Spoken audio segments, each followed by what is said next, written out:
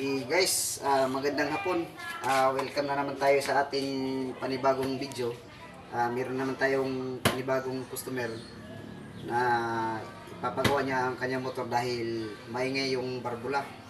So kailangan natin i-tune up yung barbula niya para alam natin yung clearance niya. So hindi natin patagalin ang mga kabikats. Meron kayong idea kung paano natin i-tune up itong motor, no? Na para bumalik sa normal yung andar niya, hindi maingay doon sa loob. So una, ang gagawin natin, lalo pat sa mga baguhan natin, ay hindi natin alam kung paano natin malaman kung yung barbula ba ay top dead center o yung tinatawag natin TDC. Ibig sabihin na hindi nakakompress ito. So sa mga baguhan, ituturo ko sa inyo. So kailangan buksan muna natin tong cover para alam natin kung ano yung timing marks na dapat malaman natin dito base dito sa barbula. Sige mga guys, no? So buksan na natin to. Lapit. Sobrang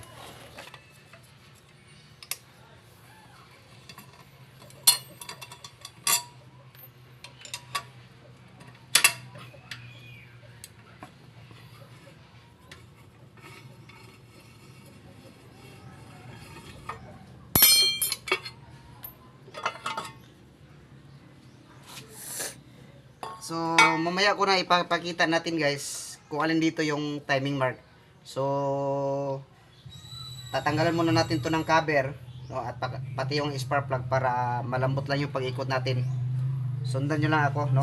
So, ang sa cover, ito nga pala yung ating ginagawa ay TMX 155, no? Ito yung pinaka dati na mga motor na gawa ng Honda. So, model is 2012 na model. Itong TMX natin 155 na ating ginagawa ngayon. So ngayon, bubuksan natin itong tinatawag na rocker arm cover, no? Ito sa taas. So ang gamit naman niya ay number 10 na combination wrench, no? Kasi yung bolt niya ay 6 mm. So yung pagluwag ng bolt mga guys, lalo pa sa mga baguhan para hindi kayo malito, is dapat papuntang kaliwa kung kaharap nyo ang bolt, no? Pag kunyari yung bolt ay nasa ilalim, is dapat hila yung pagtanggal natin, no? Pag doon ka sa kabila sa bandang kanan, is dapat ganun din, yung hila din natin, no? Yung pagtanggal natin sa bolt. Basta counterclockwise yung pagtanggal ng mga bolt, no? Tapos clockwise pag hinigpitan natin tong bolt.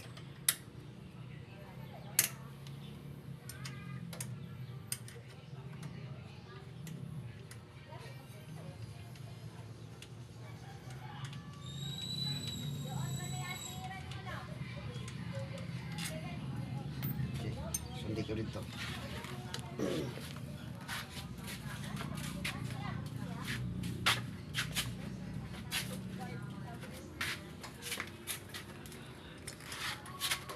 So ito, no? So tinatanggal natin tong mga bolt para makita natin, masiguro natin na naka-overlap, no? Yung ating mga barbula. Yung tinatawag na top dead center.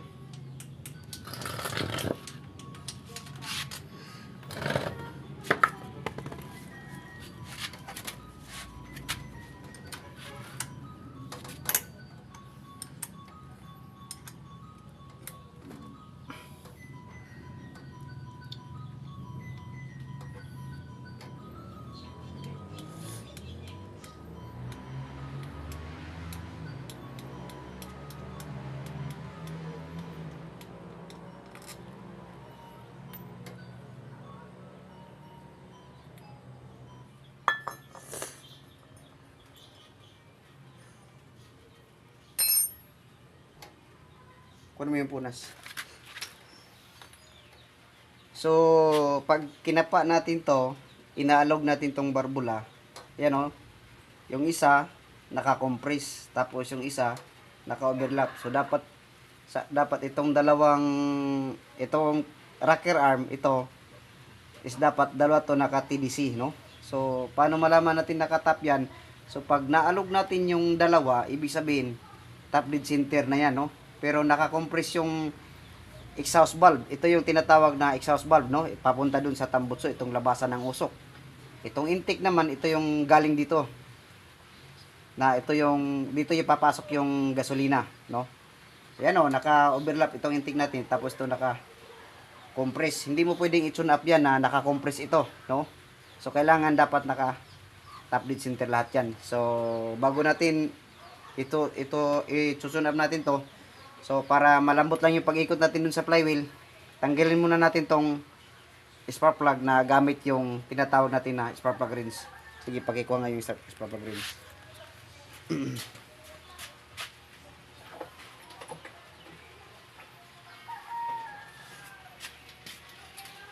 Yan na. I-landscape. Na.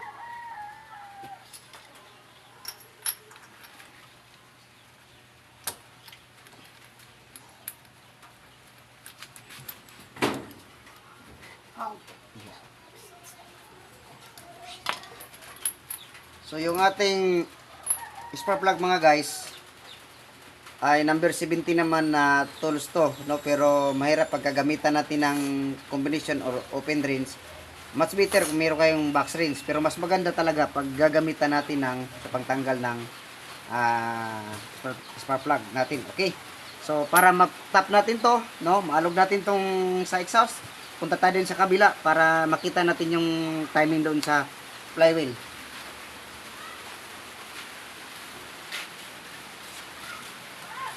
Kuha ka ng 17, number 17 na box rinse.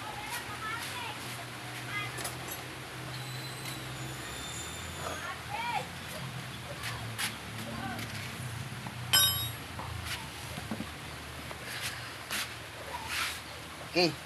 So, iikutin natin to, mga guys, no? So, dapat makita natin tong, lapit mo, makita natin tong timing, no?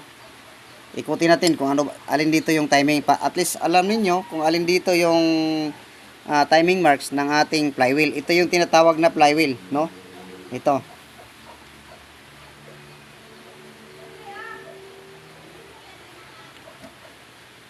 Ayan, malambot ikutin natin kasi kahit naka-compress siya, pero kaya nga tinanggal natin yung spark plug para hindi siya matigas. Kuha ka nga ng liha. Kasi ano eh, kinakalawang.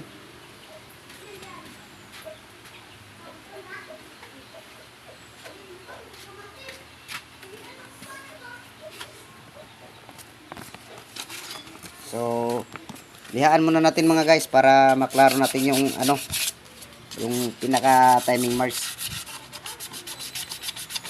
Para at least alam nyo rin. Sa amin, walang problema kahit hindi na namin to, kung kami lang yung gumagawa, hindi na kami maglilihan niya. Alam namin kung paano itatiming to, itatapat yung timing. Pero sa mga baguhan at sa mga kapwa riders natin, at least alam nila kung alin dito yung timing.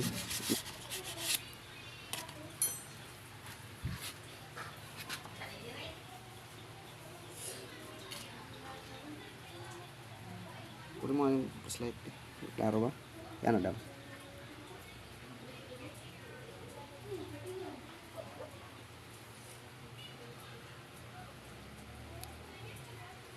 Okay, so itong T, mga guys, kung nakikita ninyo, ito yung pinakamarka, ito. Letter T. Letter T is dapat tumapat dito. Dito. No? Magkatapat sa dito. Ito. Kasi dalawa yan, ha? Itong isa naman, itong letter F, firing yan.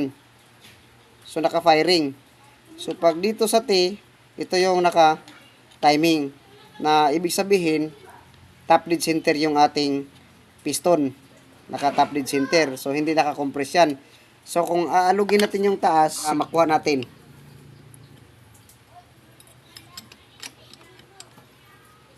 Ayan, no? Diba? Malambot lang na pag inikot natin.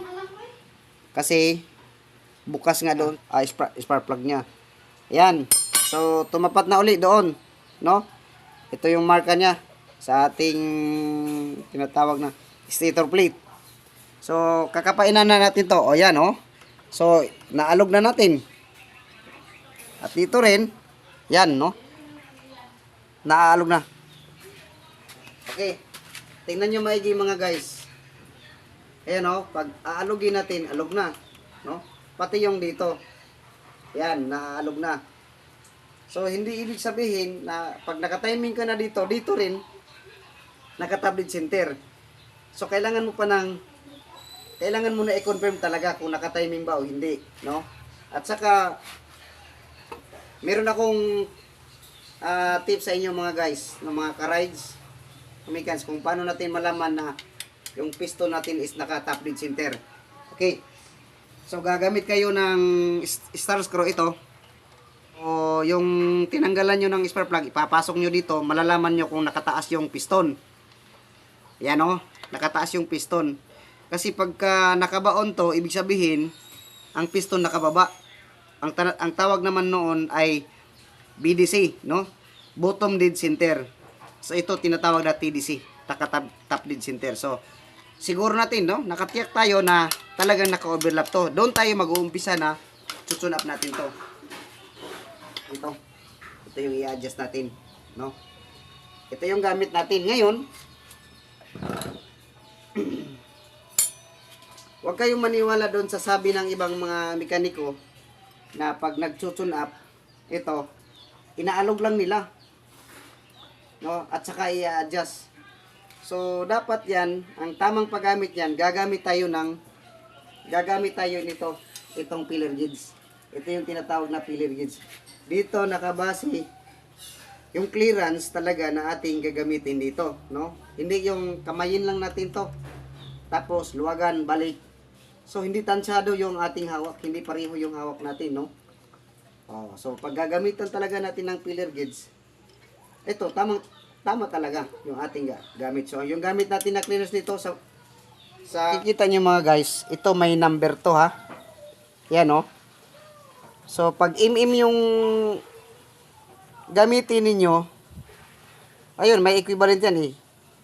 Yung 0.002, pag yung gamitan is 0.05. So, nakita ninyo? Kita ba?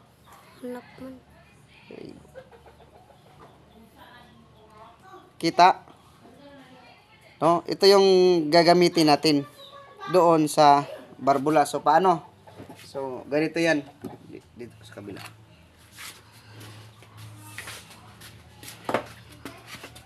Ganito yan mga guys, no? So, pareho lang yan ng clearance ng exhaust at saka intake.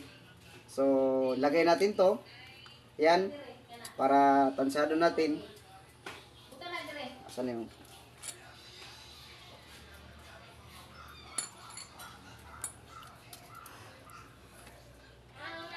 Mas lugi ko. Kakuha na ng T-Rex. Light try mo ikuha na. Lugi kay So, ko. yan. Fights na. Lugi ko ko ikong Buddha. Lugi mo. Yan, no? Mas lugi. So, ito yung tamang clearance nito. Awikin na ng Buddha. Awikin. Kaya na guys. Kuhan. Hindi ka musugot. Hindi ka kuhan. Hindi na ko ay din ako kuhan. Lani. Lugi kay light mo.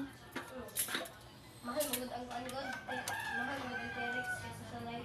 Lani. Mas mahal pa man yung T-Rex na kaysa sa Buddha. Makalagya po. Ang Buddha ka 3 million, ang answer 50. Ilang T-Rex? ang Buddha ka answer 50 million. Buddha kay 2. Buddha is 1 man. Like ka T-Rex. Doon ang kalay. Black na yun Buddha. Kaya Buddha na yung palita. Kaya ka bro.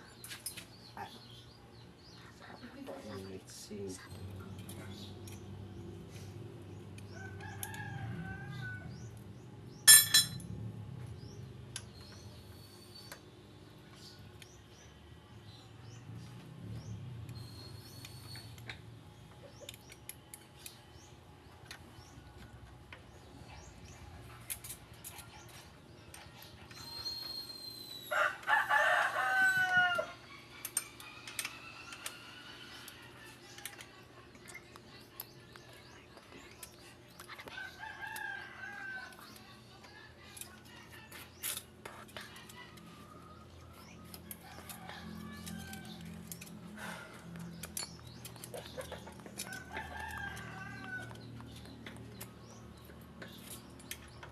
bago natin itakip yung cover niya para at least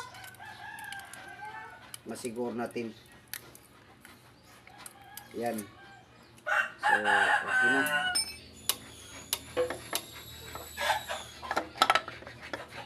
Tapos, balik natin yung bolt niya.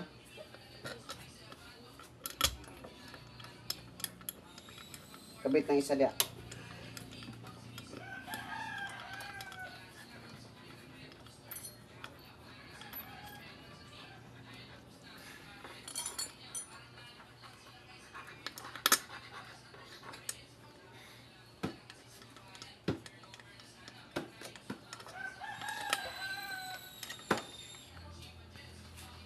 So, pandarin muna natin guys, no? Pandarin muna natin itong motor bago natin ibalik tong cover. So, kailangan pandarin muna natin para masiguro natin na tama na ba yung andar niya. Balik na ba?